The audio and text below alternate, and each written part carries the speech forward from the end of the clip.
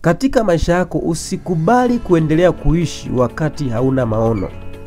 Maono ni ramani inayokusaidia kujua unatoka wapi na unaelekea wapi. Baada ya kuwa umejua maono, kitu cha msingi cha kujua ni kujua wakati sahihi wa kufanya kila jambo ili kuweza kutimiza hayo maono yako. Kuna nyakati mbalimbali ambazo zipo kwenye maisha ya mwanadamu na kila wakati ni sahihi kwa kufanya jambo fulani.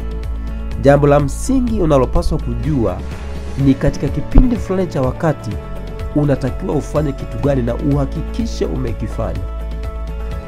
Unapojua wakati wa jambo husika katika maisha yako, usisubiri mazingira yakae sawa ndipo ufanye, bali kwa sababu umejua tu ni wakati sahihi, hakikisha unafanya pasipo kujalisha mazingira yakoje au hali ikoje.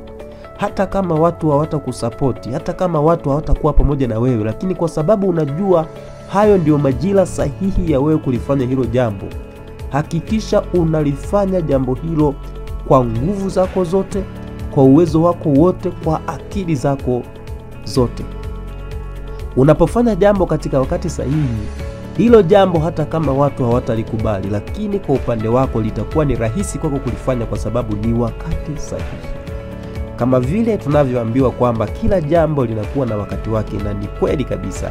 Kila jambo lipo na wakati wake, na wakati husika na wakati sahihi wa kila jambo unakuwa umepatana na urahisi wa kulifanya jambo hilo kwa mafanikio kwa wakati huo.